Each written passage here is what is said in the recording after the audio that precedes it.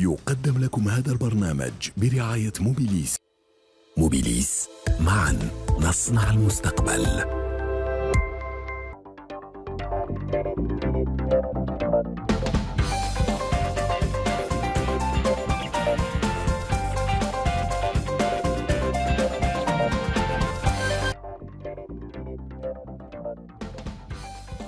Mesdames, Messieurs, bonsoir et merci de nous rejoindre sur Al24 News pour les pros de l'écho, votre émission hebdomadaire 100% économie.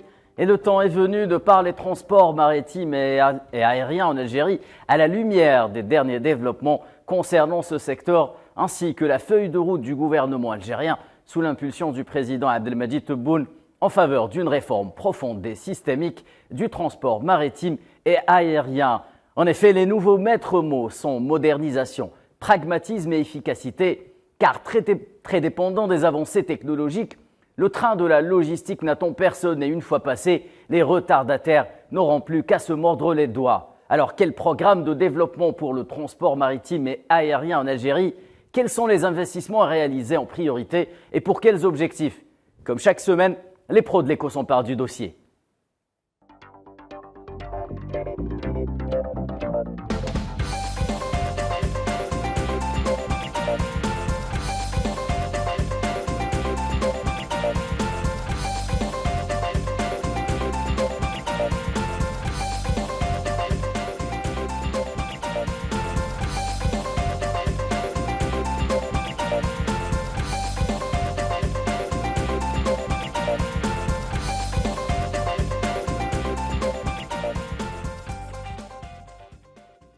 Et pour en parler ce soir, j'ai le plaisir d'accueillir sur ce plateau des pros de l'écho l'expert et consultant en économie Mahfoud Kaoubi. Monsieur, bonsoir, merci d'être avec nous. Bonsoir et merci pour l'invitation. Et depuis Oran, nous aurons également le plaisir d'accueillir l'expert international en économie Abdelrahman Mebtoul qui est en direct avec nous par téléphone. Bonsoir cher professeur et merci. Merci de votre aimable invitation. Et on va justement commencer le débat directement avec vous, professeur Mebtoul.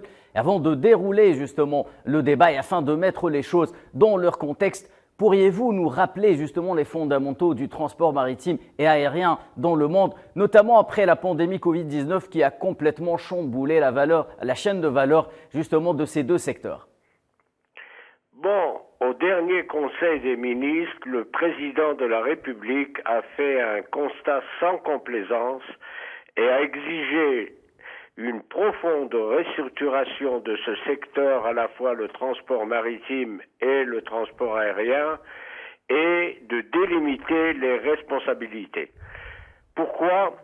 Parce qu'il y a eu effectivement un désinvestissement de l'État depuis de longues années dans le transport maritime surtout, de marchandises qui a laissé la voie libre aux armateurs étrangers.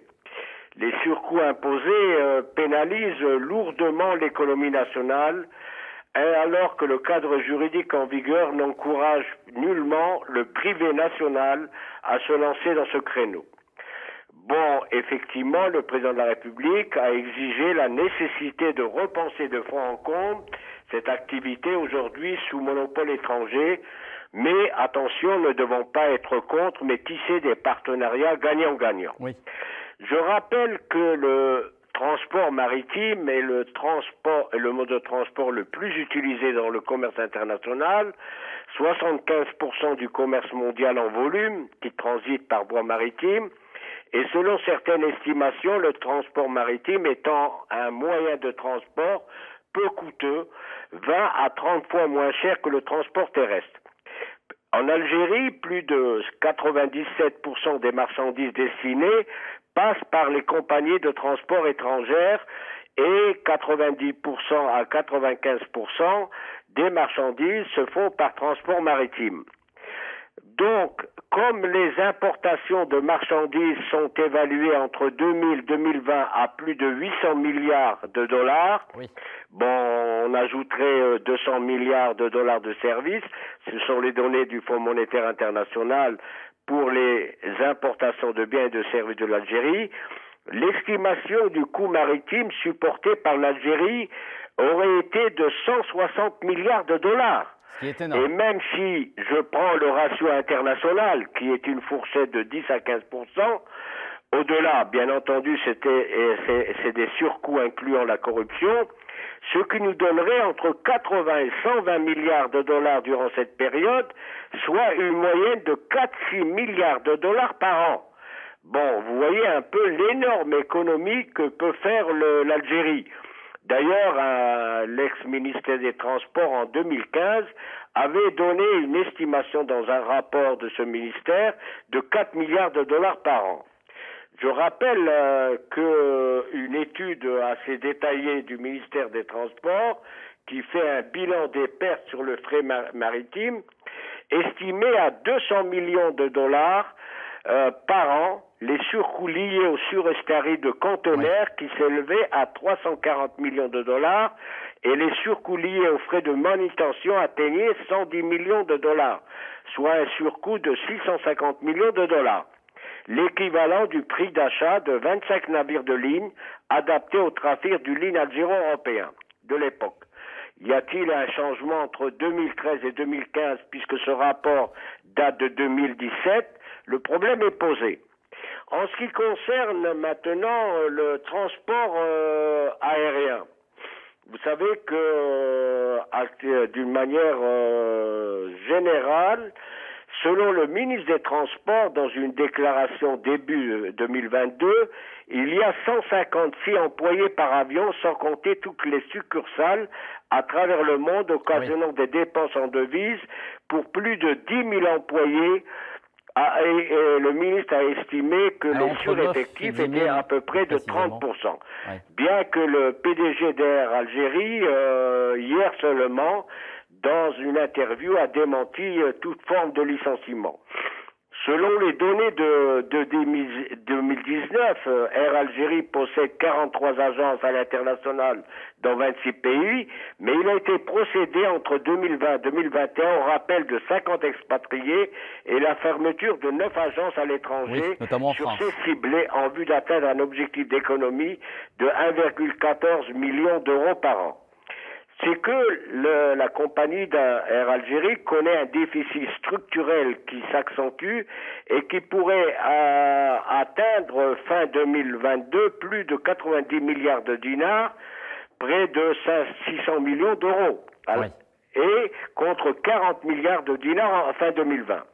Pour faire face au déficit budgétaire et les pertes enregistrées, Air Algérie a sollicité dans un conseil d'administration du 7 mai 2022 la demande d'un prêt gouvernemental afin de faire face au déficit budgétaire. Un prêt qui lui a été consenti, je tiens à le préciser. Je précise que selon les mêmes sources, le prêt est estimé à 120 milliards de dinars, soit 910 millions de dollars, dont une partie est destinée à couvrir les dépenses de l'entreprise et les salaires des 10 000 travailleurs. Récemment, Air Algérie notons qu'elle dispose de 56 appareils modernes d'âge moyen et 11 appareils répondant aux normes de sécurité internationale et que le gouvernement a décidé de lui octroyer une enveloppe de 2 milliards de dollars pour 30 appareils, la compagnie venant de lancer un avis d'appel d'offres qui serait avalisé au prochain Conseil des ministres de 15 appareils neufs. Voilà à peu près la situation à la fois du transport maritime et du transport aérien algérien. Très bien, professeur. Merci pour toutes ces précisions. Monsieur Kaoubi, à la lumière des chiffres que Monsieur professeur Mebtoul vient de rappeler, est-ce qu'on peut considérer justement que les fondamentaux du transport maritime et aérien, selon les standards internationaux, existent en Algérie ou est-ce qu'il va falloir les réinventer en quelque sorte ? Existe, ça serait trop dit. Donc, on est loin des fondamentaux, on est loin des critères qui déterminent et qui régissent cette activité, que ce soit sur le plan technique, que ce soit sur le plan du management, que ce soit sur la rentabilité, les critères de rentabilité et d'appréciation de positionnement sur les marchés. Donc, M. Mebtoul vient de donner d'une manière très précise un état de lieu, tout à fait. Donc, un des investissements depuis pratiquement 30 ans, ce qui a impacté négativement donc, la situation financière du pays en termes surtout de la balance des services, donc un manque à gagner de plus de 5,5 milliards de dollars par an, chose qui est préjudicielle et énorme. et une absence sur le marché du transport. Chose qui, vous venez tout à l'heure de le dire aussi à travers votre question, à travers la situation du Covid, ou ce qui est né à partir de la situation du Covid et de la guerre ukrainienne, donc une situation de tension sur le marché du fret, du transport, ce qui a renchéri les services sur ce segment-là de l'activité des services et qui notamment a donné... dans le segment EVP, donc conteneur, qui a fait face à une inflation jamais connue. Tout à fait, donc qui a permis à certaines compagnies d'engranger d'énormes bénéfices, donc qui dépassent le raisonnable. Notamment les cadeaux du secteur. Tout à fait. Ouais. Et puis d'autres pays, tels l'Algérie, d'autres pays, ont payé la facture. Donc en assumant des charges qui constituent des surcoûts sur les produits alimentaires, donc les produits, les marchandises d'une manière générale, mais aussi sur les matières premières, parce que la logistique et le transport principalement, c'est un élément clé dans la chaîne de valeur de la production. Donc ça permet d'avoir la disponibilité dans les délais, selon les normes, etc. Donc un des investissements depuis pratiquement 30 années, notamment dans le transport maritime, qui a vu les capacités de l'Algérie se réduire à leur plus simple signification. Donc un manque de stratégie de la part des pouvoirs publics, il faudra le rappeler, et un management qui, en fin du compte, est rentré dans des niveaux de médiocrité très, très, très alarmants et qui se sont traduits par des résultats très, très faibles. Et j'insisterai, d'ailleurs, le rapport de la Cour des comptes sur le secteur public, donc les EP, le secteur public non marchand de l'État, donc traduit cette situation financière alarmante qui, d'ailleurs, devrait attirer l'attention des pouvoirs publics pour mettre de l'ordre dans ce secteur d'activité qui est très important, d'autant plus qu'on parle de redressement économique, de repositionnement et d'une autre manière de gérer l'économie nationale. Sans le transport, la chaîne de valeur sera vraiment entachée et ne permettra pas de donner les résultats escomptés. Remettre de l'ordre, se réconcilier avec les fondamentaux et avec une logique de gestion qui est basée sur la rentabilité, les partenariats et un positionnement sur le marché international. Très bien, merci Monsieur Kaoubi. Professeur Mebtoul, vous l'avez précisé, le président de la République, Abdelmadjid Tebboune, semble décidé à insuffler un nouveau souffle au secteur des transports, notamment maritimes. Il a notamment ordonné de diligenter une enquête, vous l'avez précisé également, pour demander des comptes aux responsables de la détérioration de ce secteur stratégique et à tous les niveaux de responsabilité. Est-ce la fin de l'impunité dans ce secteur selon vous? D'autant plus que vous l'avez rappelé dans une contribution que vous aviez publiée en 2019. Ce problème ne date pas d'hier. Il y a un rapport de la Cour des comptes qui a épinglé justement le secteur dès 1980. Vous le rappeliez dans votre fameuse contribution. Bon, vous savez que lorsque j'ai été le deuxième personnage de la Cour des comptes entre 1980 et 83 avec le docteur Amin Saleh, c'est que j'étais chargé par la présidence de l'époque du dossier des surestaries et des engorgements au niveau des ports. Et déjà, donc, c'est comme vous venez de le souligner justement, ce n'est pas un problème qui date d'aujourd'hui. Et j'avais suggéré à l'époque la mise en place d'un tableau de la valeur au niveau de la douane qui était relié à la fois au réseau intérieur, fiscalité, banque et au niveau du réseau international pour effectivement lutter contre la mauvaise gestion et les surfacturations. Le problème qui se pose des surestaries, c'est que vous savez que c'est un élément très très important et que l'Algérie supporte à coût de millions de dollars. Concernant les surestaries, vous savez qu'un séjour en rade d'un navire il coûte entre 8 000 et 12 000 dollars par jour. Ainsi, la dépense nationale de transport caractérisée aux marchandises générales dépasse tout environnement humain. Comme vous venez de le souligner, la responsabilité et le transport est au cœur de plusieurs départements interministériels et le poumon de l'économie nationale. C'est comme le sang dans un corps humain. Oui. C'est-à-dire que lorsque le président dit qu'il faille délimiter les responsabilités, cela ne concerne pas uniquement, effectivement, le ministère des Transports et ses annexes, mais l'ensemble des autres secteurs qui convergent vers ce secteur. Ça implique donc une cohérence de la politique économique globale pour éviter effectivement les surtaris. Parce que, bon, ça concerne bien entendu les importations. Parce que dans le coût que supporte l'Algérie, bon, on exporte peu, d'après les informations que j'ai, dont le coût c'est 10% exportation et 90% importation. Parce que nous sommes un gros importateur, excepté la Sonatrach qui a son propre réseau. Oui. Je parle de Hypopec. Donc, certaines sociétés privées ont également leur propre flotte.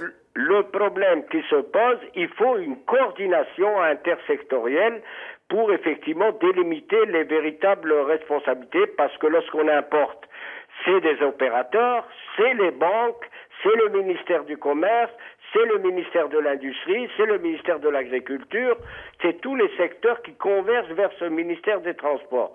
Et là, effectivement, les directives du président de la République sont claires. Il faut un management stratégique, intersectoriel, pour dynamiser effectivement, dynamiser à la fois une bonne gestion et réduire surtout les coûts qui sont devenus drastiques. L'autre orientation du gouvernement et d'une manière générale des autorités du pays, c'est d'encourager effectivement l'investissement privé, national, oui, et international dans le cadre d'un partenariat gagnant, que ce soit dans le transport maritime ou dans le transport aérien. Actuellement, nous sommes sur la bonne voie, puisque le gouvernement a décidé d'encourager l'investissement privé à la fois dans le transport maritime et également dans le transport aérien. Mais attention, il ne faut pas qu'on fasse l'erreur des usines de voitures à montage très très faible comme par le passé. On connaît un peu les résultats pour le pays. C'est que les gens qui déposent des agréments, par exemple, pour le transport aérien, et qui vont affréter des avions, est-ce qu'ils vont acheter avec leur propre argent les avions? Ils vont les affréter. On peut arriver à des détournements à travers des surfacturations. Donc il faut éviter, parce que c'est un dossier très complexe, on ne dépose pas un agrément par plaisir. Justement, je pense que des garde-fous ont été prévus à ce niveau-là. Il faut un bon management stratégique, il faut des compétences humaines, etc., et pas uniquement le capital argent. Très bien. Mahfoud Kaoubi, il y a aussi la situation de la CNAN. Le président Abdelmajid Tebboune a ordonné la fusion des deux CNAN, justement, Med et Nord. Elles sont spécialisées dans la marine marchande pour plus d'efficience. Est-ce que la synergie, justement, peut être une solution pour canaliser les ressources disponibles au sein de cette société qu'est la CNAN? Certainement, la synergie permettrait donc de syndiquer un bon nombre de charges et ça permettrait aussi potentiellement d'avoir un positionnement meilleur que dans l'organisation actuelle. Mais toujours est-il, c'est que l'avenir, le positionnement stratégique donc des deux sociétés ou de la société qui sera le produit de la fusion des deux sera fonction d'une étude et d'un diagnostic qui devrait être fait de manière précise en fonction de ce qui se passe au niveau mondial. Donc le redéploiement, le redressement de la situation est inéluctablement fonction d'une opération de diagnostic sérieux qui permettrait de faire ressortir les manquements, donc des les audits, écarts. C'est ça. Oui, les audits, pas dans le sens audit juridique ou audit légal. Là, c'est beaucoup plus par rapport à un repositionnement sur le plan économique. Qu'est-ce qu'on veut faire de la future société ou de la société qui sera le produit de la fusion? Quelle est l'affirmation stratégique qu'on donnera à cette société? Qu'est-ce qu'on veut ou comment on veut se positionner sur les 5, les 10, les 15 années à venir sur un marché qui encore, il faut le rappeler, est marqué par une lutte et une concurrence très féroce. Donc, le diagnostic permettrait donc d'étaler et de faire ressortir les points faibles, les points forts de la situation actuelle et le potentiel qu'il faudra développer. Maintenant, à partir de là, c'est de mettre en œuvre tous les moyens financiers, humains, M. Mtoul parlait de l'importance de la ressource humaine dans ce sens, pour que le plan de redressement de cette situation, de cette entreprise, puisse avoir le maximum de chances de réussir dans les années à venir. Et je dirais que c'est la problématique du secteur marchand de l'État d'une manière générale. Donc ce n'est pas uniquement le secteur du transport de marchandises ou le transport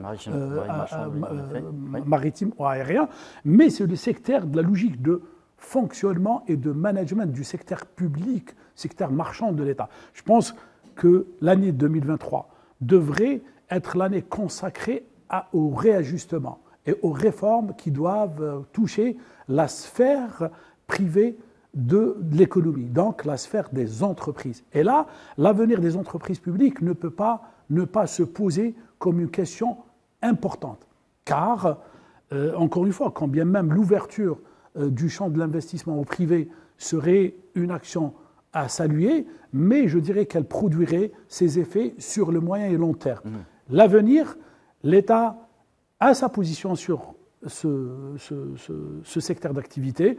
Maintenant, comment transformer les logiques jusque-là privées, loin de la contrainte de la rentabilité et de l'efficacité, loin de l'appréciation en matière de critères de rentabilité et d'efficacité économique, comment passer d'une gestion basée sur l'opacité, sur l'interférence entre le politique, l'administratif et l'économique, parce qu'il s'agit surtout de cela.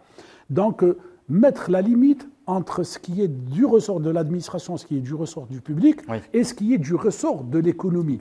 Une fois que ce seuil sera dépassé, sera atteint, on passera à une réhabilitation de la chose économique, donc du management et de l'efficacité et de la rentabilité. Et je ne vois pas comment on ne peut pas avoir d'entreprise fiable dans ce domaine, dans la mesure où on peut réunir les ressources, aussi bien humaines que matérielles que financières, et qu'on dispose d'un certain nombre d'atouts qui nous permettraient de se positionner sur ce marché, de profiter à la balance de paiement de certains charges qui pèsent surtout dans cette période, et de créer un effet d'éviction pour que ces économies aillent justement vers l'investissement, vers la diversification, et donc de soustraire l'activité économique en Algérie d'une manière générale aux incertitudes et aux contraintes qui échappent à l'Algérie ou sur lesquelles on ne peut pas avoir une emprise plus ou moins réelle.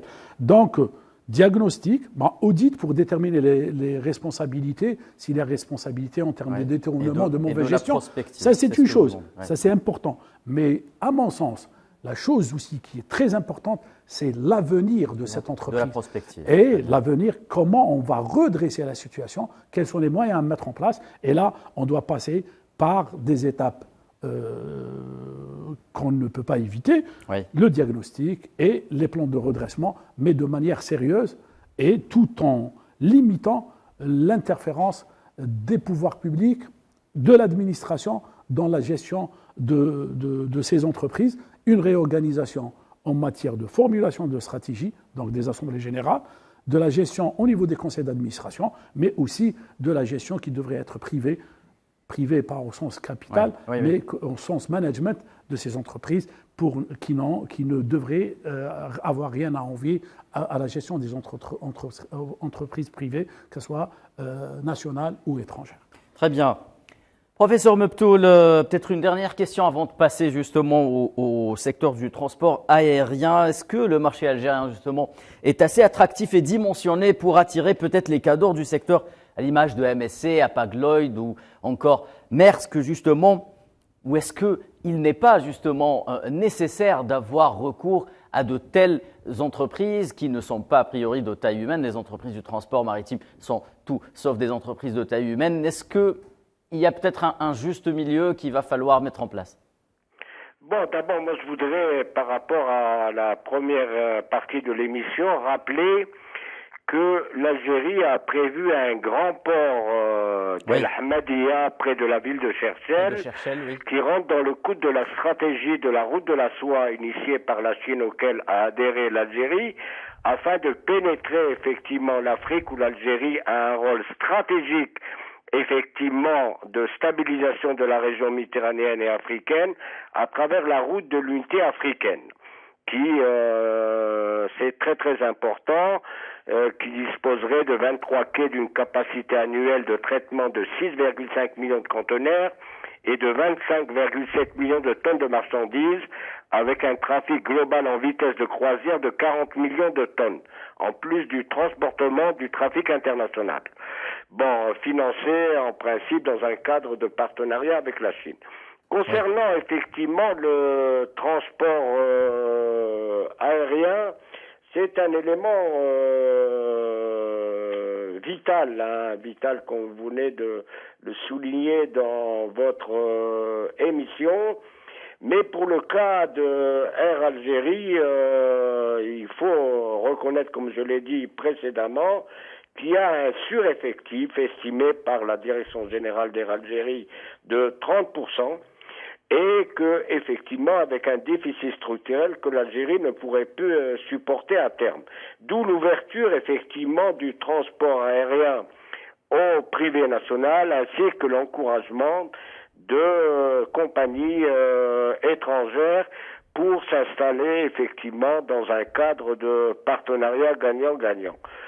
Bon, c'est que le transport, d'une manière générale, et ça concerne à la fois, vous savez qu'il y a 4 systèmes de transport, un transport effectivement intérieur qui est fondamental, qui est, il faudrait peut-être le souligner dans votre émission, qui est le transport ferroviaire, qui est un élément très très important pour dynamiser effectivement les différentes régions et désenclaver certaines régions auxquelles d'ailleurs moi je tiens à saluer la dernière réunion qui a eu lieu sous la directive du président de la République du gouvernement à Tissimsilt, qui est une région totalement enclavée, et comme d'autres parties d'ailleurs du territoire, il faudrait tenir compte de cette expérience-là.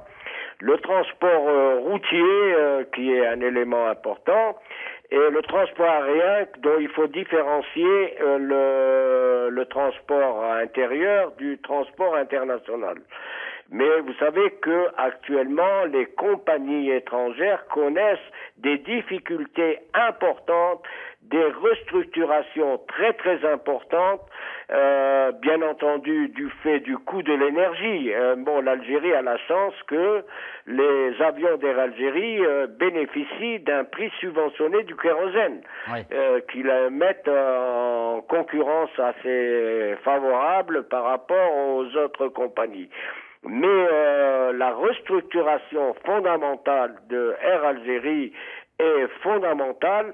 L'Algérie ne peut pas supporter les gouffres financiers à la fois d'Air Algérie et d'entreprises publiques.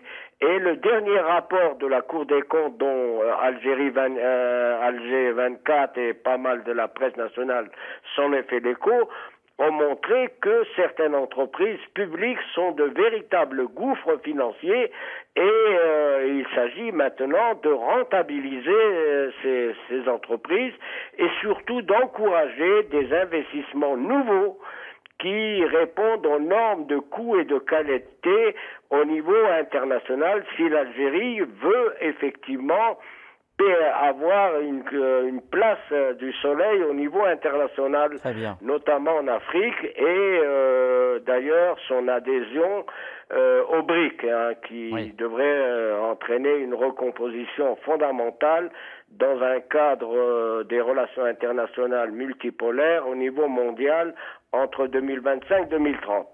Donc voilà un peu, le transport ne peut être isolé d'une vision globale du développement. C'est le nerf, c'est le poumon effectivement intersectoriel du développement économique. Et je pense que le dernier Conseil des ministres a mis le doigt sur la plaie à la fois pour des économies, mais aussi pour dynamiser le développement économique et social de l'Algérie, en espérant que les directives, effectivement, du dernier Conseil du ministre soient appliquées sur le terrain. Très bien, professeur. Monsieur Kaobi, le transport aérien, donc un secteur tout aussi lourd que celui du transport maritime, il est marqué surtout justement par la situation de la compagnie nationale donc, du transport aérien Air Algérie. Comment sauver, au-delà justement de ces questions peut-être de sureffectifs et de gestion des ressources humaines, comment sauver Air Algérie et la remettre sur les bons rails, ceux de la compétitivité et de la croissance notamment? Écoutez, les pathologies organisationnelles sont pratiquement communes du transport aérien au transport maritime. Je rappelle juste que l'impact justement de la Covid-19 a été d'une telle violence sur le transport aérien qu'il a mis en difficulté énormément et ça a donné lieu à des réajustements, à des fusions, à des liquidations et à une nouvelle configuration des acteurs sur les marchés.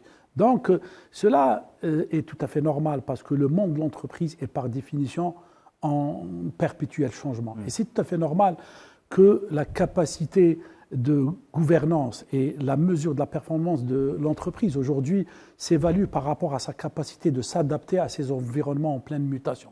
Et vous voyez que c'est sur ce plan-là que nos entreprises accusent du retard. Les rigidités structurelles, les comportements, le manque de limite entre le domaine de la gestion et le domaine de l'administration, les interférences entre le politique et le monde de l'entreprise, la gestion, je parle dans la sphère publique, et crée une telle confusion que ça donne de la rigidité, que ça se transforme en lourdeur, et ceci n'est au niveau d'un monde qui est marqué par une concurrence, n'est pas permis. Donc, pour répondre à votre question, l'avenir c'est quoi? C'est de répondre à cette flexibilité, c'est d'engager ce processus de réforme du secteur marchand de l'État, afin de réhabiliter la chose économique, de réconcilier ces entreprises avec leur activité naturelle, qui est d'assurer du transport selon des règles, des normes et selon des principes de commercialité, de profitabilité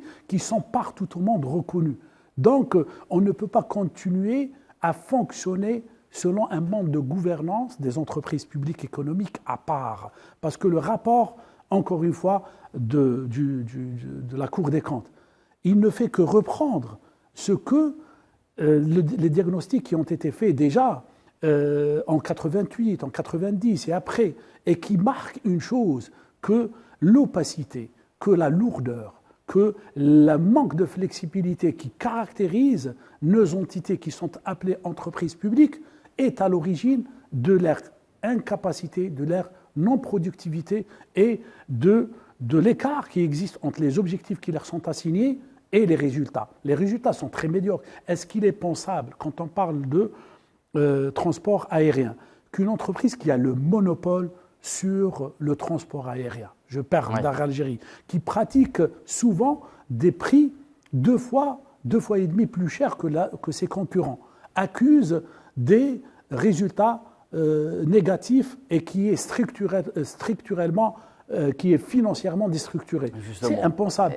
Donc, assigner... C'est dû à quoi, justement, cette situation anormale par rapport, justement, à la politique des prix d'Air Algérie? Ces interférences. Quand on ne met pas de limite entre les missions de services publics qui sont assignées à l'entreprise et les règles de profitabilité, et qu'on confond de tout, c'est tout à fait normal que la gestion devienne une gestion assez médiocre. Quand on ne peut pas redresser, maîtriser sa charge de personnel, et quand justement cette charge de personnel est 3 fois plus supérieure aux mêmes entreprises au niveau mondial, il est tout à fait normal que ça se traduise par des résultats négatifs. Est-ce que c'est pris justement dans la manière de calculer le prix d'un simple billet aller-retour Alger-Paris par exemple mais l'ajustement ne peut pas se faire uniquement par rapport au prix. Donc si on veut traiter réellement le malade, c'est de lui administrer les médicaments qui feront régler sa pathologie d'une manière sérieuse. Donc ce n'est pas des calmants qu'on doit lui administrer par des assainissements par exemple, par des aides par exemple, par par une augmentation de prix dans une situation monopolistique, mais justement de réhabiliter les principes de gestion, de fonctionner normalement. Donc si on doit fonctionner avec 3000 employés, on ne peut pas fonctionner avec 5800 comme c'est le cas aujourd'hui. Parce que tout simplement, cet écart constitue une charge financière, mais qui se répercute aussi sur les processus de gestion de ressources humaines et les processus de maintenance technique, etc. Donc là, à travers la situation de ces deux entreprises, ou de ces entreprises du secteur de transport marchand, la CNAN et Air Algérie, c'est toute la problématique de la gestion des entreprises publiques économiques qui est posée et qui devrait trouver des solutions fondamentales. Réhabiliter l'économique, se réconcilier avec les marchés, se réconcilier avec les principes de profitabilité et de gestion privée, qui, encore une fois, j'insiste, je parle de la gestion privée et non pas des capitaux, et donc qui nécessitera probablement une ouverture du capital, et puis passer à des principes de gestion, que ce soit au niveau stratégique, qui sont reconnus dans le domaine. Donc ce n'est plus l'intuition, mais c'est des stratégies tracées, c'est des formulations stratégiques faites, mesurées par des spécialistes dans le domaine, c'est des conseils d'administration où siègent des compétences et des valeurs qui permettent donc de piloter et de suivre le pilotage des entreprises et des équipes dirigeantes qui sont au niveau et qui ont les libertés et les coups des franges en matière de gestion. Si on passe à ça, vous allez voir qu'on peut réhabiliter un bon nombre de ces entreprises, mais garder la même opacité, ne pas mettre la limite entre le domaine politique et le domaine économique, ça veut dire qu'on maintiendra cette logique d'impunité, cette logique d'opacité, et qui est à l'origine de tous les maux qui rangent les entreprises publiques économiques. Très bien, Mahfoud Kaoubi. Donc vous faites appel encore une fois de la prospective en matière de gestion des entreprises publiques telles qu'Air Algérie, notamment également du pragmatisme. Professeur Mebtoul, malgré tout, l'effet Covid est bien là sur le secteur du transport aérien et malgré la reprise du trafic, l'année 2021 a encore été compliquée pour les compagnies aériennes de la planète. Selon les chiffres de l'IATA que j'ai sous les yeux, justement, les pertes cumulées des transporteurs ont dépassé les 51,8 milliards de dollars l'an passé en raison, donc je le disais, du Covid. Air Algérie n'a pas été épargnée naturellement par cette conjoncture et elle peine aujourd'hui à reprendre la moyenne des vols, notamment à cause des prix des billets qui sont souvent jugés trop chers. Bon, effectivement, comme vous venez de le souligner, les pertes du transport aérien du fait de l'épidémie du coronavirus s'est chiffré en centaines de milliards de dollars, ce qui a entraîné effectivement soit des compagnies qui ont été hors circuit, soit des déficits colossaux auxquels tous les États effectivement ont concouru à essayer de subventionner leurs compagnies, comme ça a été par exemple le cas d'Air France. Donc ce n'est pas propre au cas de Air Algérie. Donc, mais le grand problème qui se pose pour le cas d'Air Algérie, bien avant l'épidémie du coronavirus, c'est que l'actuel ministre des Transports a donné un chiffre assez faramineux. Il a dit que début 2022, qui a été repris d'ailleurs par l'APS, il y a 156 employés par avion, sans compter toutes les succursales à travers tout le monde, occasionnant effectivement des dépenses en devises assez importantes. Donc s'impose effectivement, pour tenir compte de la concurrence internationale, une profonde restructuration de la compagnie et une meilleure effectivement gestion.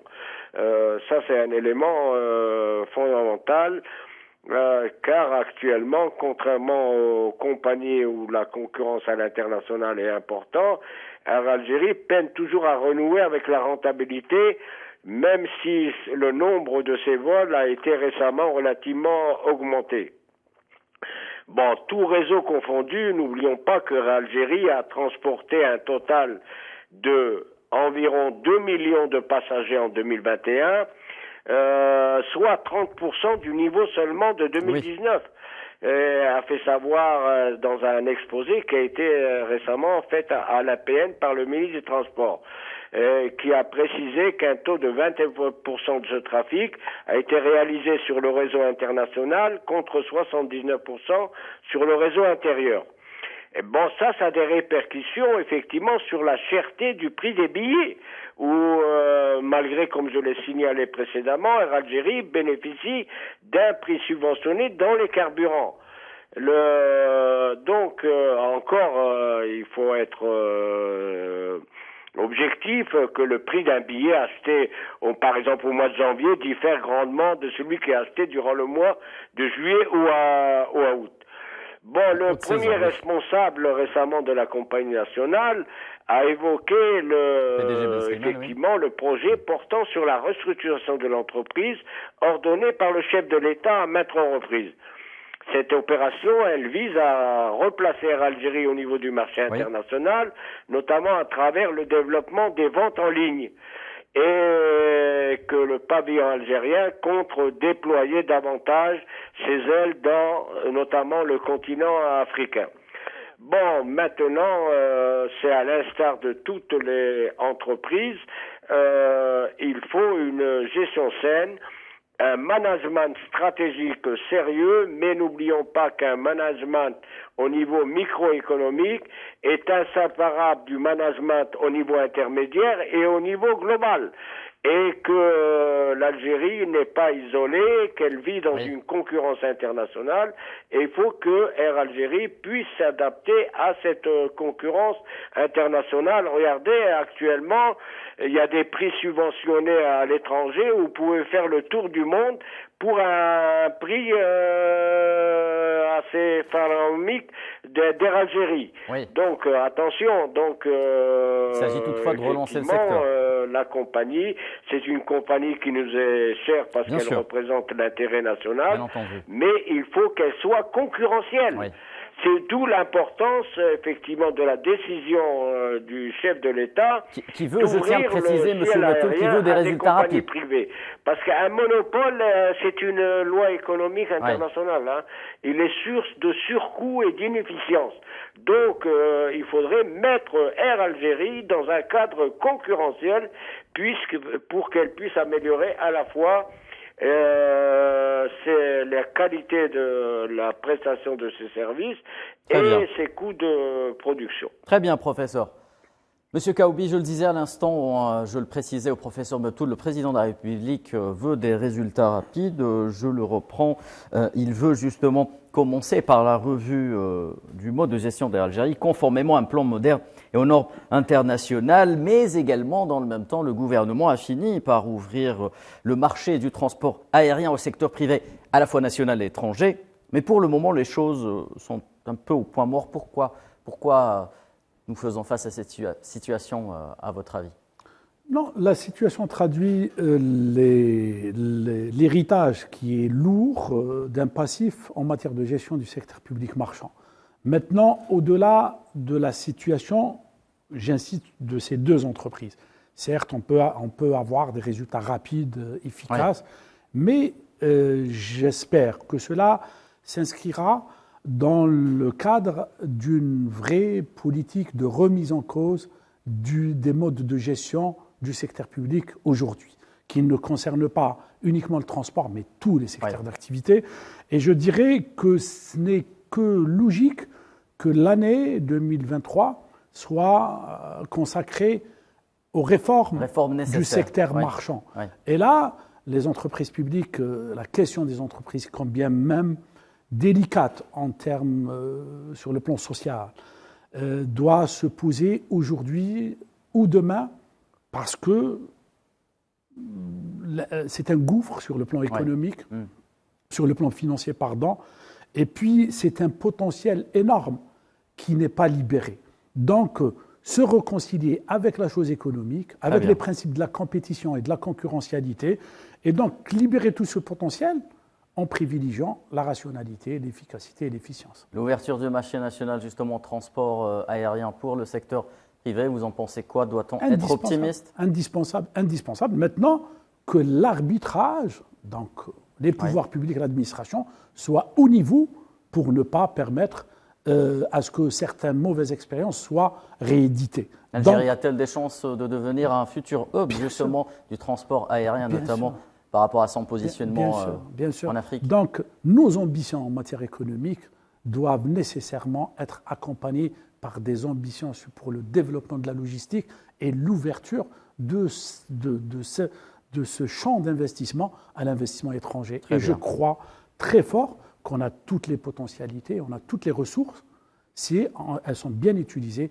à ce que sur le très court terme, sur 3-4 ans, on puisse être une base logistique à la hauteur de la position stratégique qui est celle de l'Algérie. Excellent. Mahfoud Kaoubi, je rappelle que vous êtes consultant et expert économique. Merci d'avoir participé à cette émission.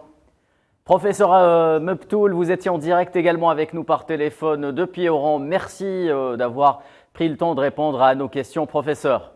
Je vous remercie de votre aimable invitation. Chers téléspectateurs, vous l'avez compris, c'est la fin des Pros de l'Écho pour cette semaine. Merci d'avoir été avec nous et à la semaine prochaine.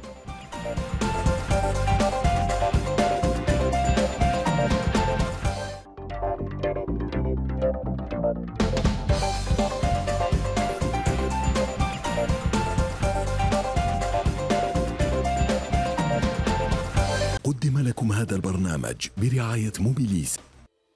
موبيليس، معا نصنع المستقبل.